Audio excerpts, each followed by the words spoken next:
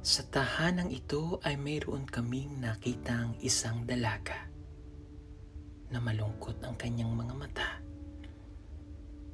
at nakatulala.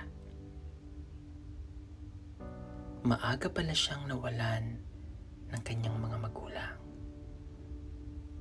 Estudyante na siya sa kolehiyo. Malaki ang problema niya sa araw-araw. Ang allowances, ang pagkain. Pero lumalaban pa rin siya para sa kanyang pangarap.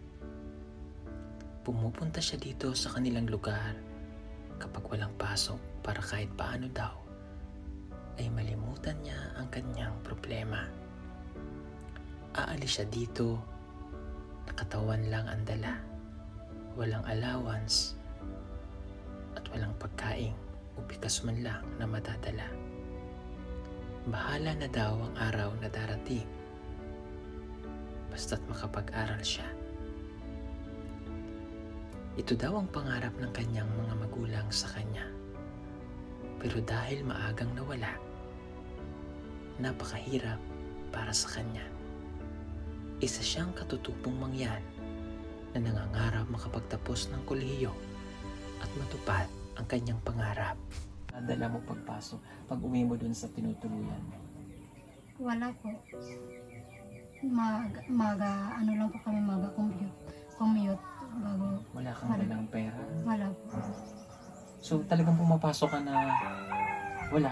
Wala po. Ay wala na talaga akong magulang. Paano ko po yung mga financial ganun, sabi ko sa sarili, ayaw ko na yatang pumasok. Pag umaga kakain ka, ano yung pagkain mo doon?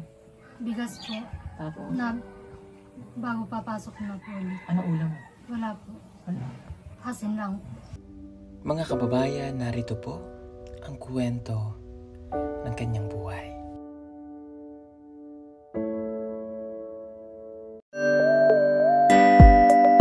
Pugong biyahero, ang hero ng masa, ang hero ng masang Pilipino. Handang maggala sa kabundukan para ang ating kababayan ay mapuntahan. Ang pugong biyahero, handa na tulungan malayong kababayan na nangangailangan. Hindi namimili kahit pa na sino. Pugong biyahero, hero ng masang Pilipino. Magandang umaga. Ay, sorry. Pwede kong pumasok? Hello? Okay. Isa po sa mga nakita namin dito, itong batang ito. Anong pangalan mo? Yolin. Yolin? Okay. Ilang taong ka na, Yolin? 19. 19? Okay. Ikaw ay nag-aaral? Agaan sa men's. Okay. Anong college ka na ba? First year. First year college? Okay. Siya po ay katutubong mangyan. So ito, bahay niyo ito? Okay. Halika, doon tayo sa upuan. Sino kasama mo dito? Yung bayaw ko. Bayaw mo at ate mo. Sige, upo tayo. Okay. Dito ka rin. Okay. Ilang taon ka na? 21, 2003. 2021. Okay. So first year college ka na. Anong kurso mo? Political science. Ay, ano po kami, nabusan po ka ng slot.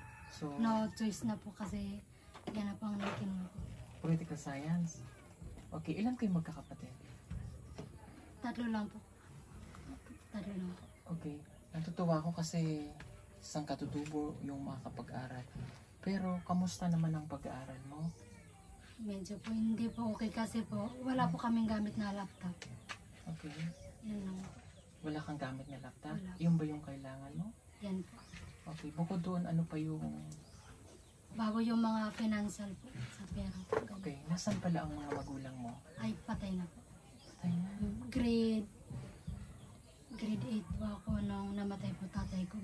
Nanay, bago grade 10, tatay ko po. Yan po sa Malamig po ako napasok.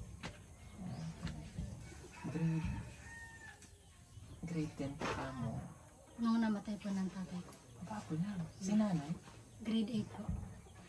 Bakit siya namatay sila? Yung nanay ko po may TB po. Sakit ng TB. Tapos, Bago yung tatay ko po ay matanda na po. 81 po ang ang taas na nakatita. Okay. Simulat sa punto dito na kayo nakatira? Diyan po kami nakatira po noon. Lumipat lang po kami dito. Diyan po sa kanila. Okay. Mabuti at nakapag-aral ka, ano? O bakit nandito ka ngayon? Nasa bundok, layo nito sa school mo. Umuwi lang po. Kasi po wala po kaming pera. Nag-ano lang po. Nagtrabaho po dito. Okay. So, pero tuloy-tuloy pa rin yung pagpasok mo. Mawa na po mama po paghapon. O, uwi ka na. Okay. Sino nagsusuporta sa'yo? Si ate lang po. Ano trabaho ni ate? Walang po. Farmer lang po. Gaano mo ka gustong makapagtapos ng pag-aaral? Kasi po alam ko po yung kalagayan namin. Gusto ko po kapagtapos talaga ng pag-aaral. Gaano mo ka gustong makapagtapos ng pag-aaral? Kasi po gusto kong makamit po yung inaano ko pong pangarap. Kasi po gusto ko pong magpalit ngayong SEM po ngayong first year po ng yung Course. course. Ano ba yung gusto mo talagang? Agriculture po. Kasi po pumunta kami doon sa Minskat. Pinili na po namin yung wala pong tuition. Kasi po ngayon wala po nga kaming magulang. Bago ang no choose na po yung namin doon. Kaya sabi ko sa kanila, okay lang po kung yan na po yung natira pong kurso, gagawin ko po. Pero ano ba talaga yung gusto mo? Agriculture po. Okay. O midwife.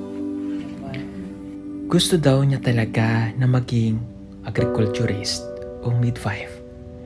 Pero dahil no choose na siya at para lamang makapag-aral ng kolehiyo at walang babayarang tuition fee, ay pumasok siya sa kursong political science.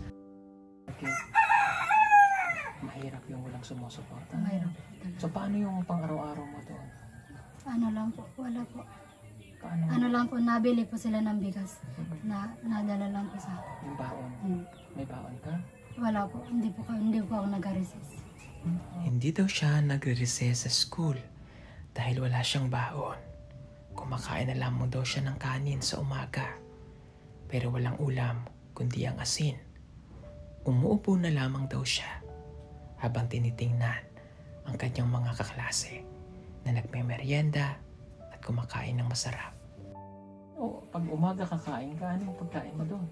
Bigas po, Tapos, bago papasok na po ulit. ano ulam? Wala po, Wala. asin lang po.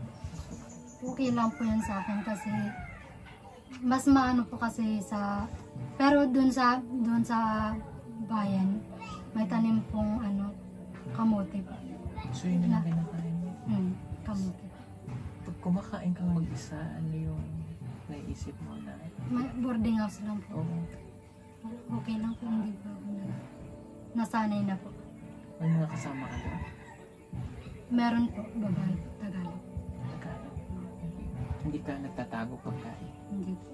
Kahit asin lang ulam? So paano na? Siyempre, pag-aaral ka, magugutom ka. Anong ginagawa mo? Wala po. Nakaupo lang po sa school.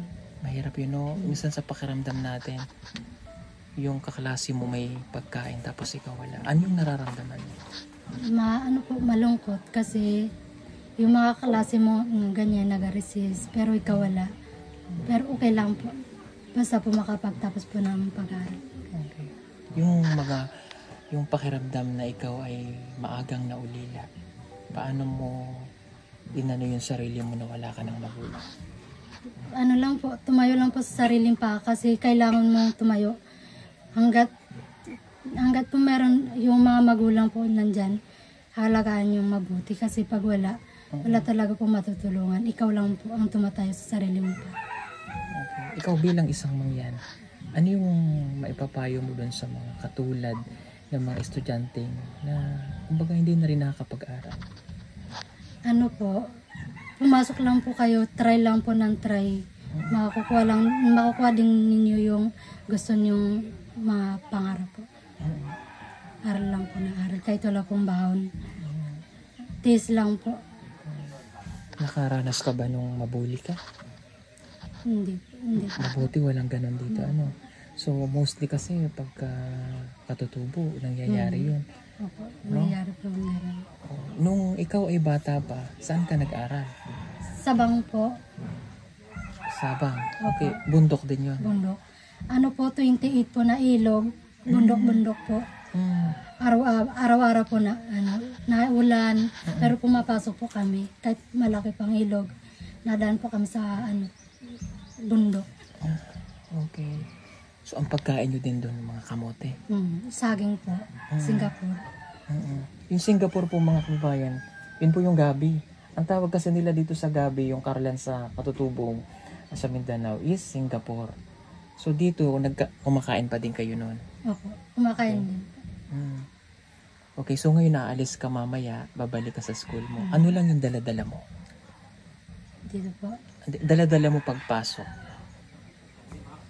I mean, kasi siyempre walang sumusuporta sa'yo. Ano lang yung madadala mo pagpasok, pag uwi mo dun sa tinutuluyan mo? Wala po. Ano lang po kami commute bago. Wala kang dalang pera? Wala po. So talagang pumapasok ka na wala? Wala po. Pero pag sa department, pag may nabayaran na 700, natawagan ko po agad yung ate ko. Bago magagawa po sila ng paraan para maipadala po yung pera. Pero paano pag walang-wala talaga? Nagautang po. Utang po. Dumating ba sa punto ng buhay mo na pinanghihinaan ka na ng loob? Opo, kasi po, sabi ko, ay wala na talaga akong magulang. Paano ko po yung mga financial, ganun, sabi ko sa sarili, ayaw ko na atang pumasok kasi yung mga kaklase ko nga, maraming pera, ganun. Sabi ko sa sarili ko, wag na lang kasi parang nahihirapan na nga yung ate ko sa mga financial. Pero, dalawang isip ako kasi kung tapos ka sa pag-aaral, maano mo talagang pangarap mo, makukuha mo. Pero pag hindi, wala, dito pa rin sa bundok, nagtatrabaho. Walang mararating. Totoo naman. Yung mindset niya, gusto niyang makapagtapos ng pag-aaral. Totoo yun. Kasi sa mga katutubo, kasi bihira talaga yung nagpupursige sa pag-aaral. So ikaw, magiging ehemplo ka nila di ba? Pero yun nga lang, talagang mahirap. Sa katulad mo na walang kakayanan. Pero pinipilit mo Kamusta yung grade mo?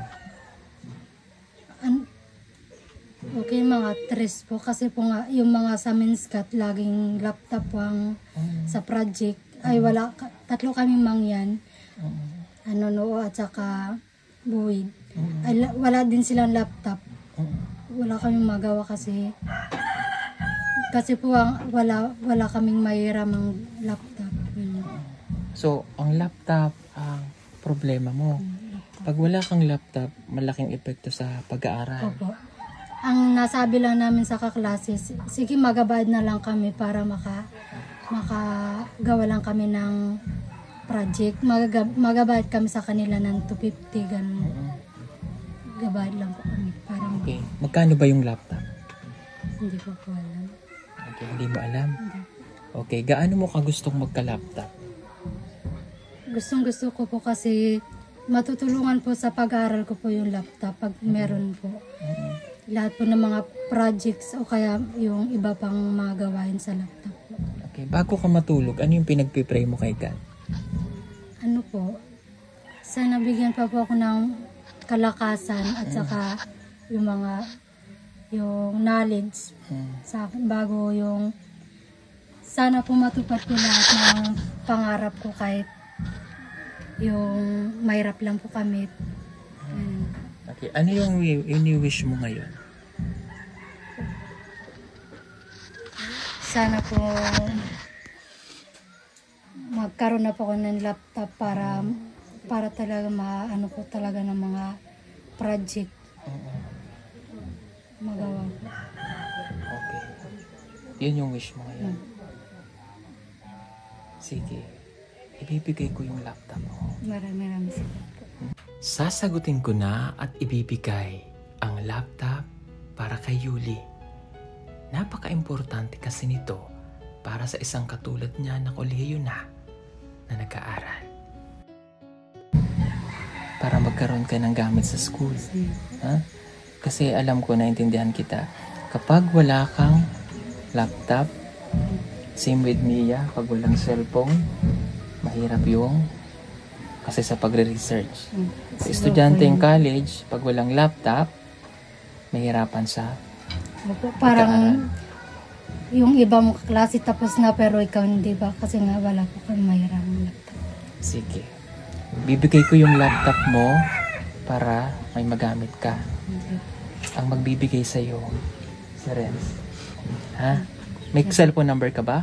Meron po. Kukunin mo yung ano na lang. Tapos papadala ko sa'yo para mayroong pambilihan sa sa Blayan. Ay, sa Pinamalayan. Para mabilhan ka. Tapos ihahatid niya sa'yo. Ha? Maraming salamat po. So, masaya ka ba? Masayang masaya po. Kahit paano nabawasan yung iniisip mo. Okay. Ang problema mo na lang, yung allowance mo. Magaling ka ha, matatag ka. Gaano ka katatag sa buhay? Parang ano lang po, hindi po ako natakot sa kanila, hindi po ako nahihiya. Kasi ganito lang kami po. Hindi ako nahihiya po sa kanila. Okay, mabuti, no?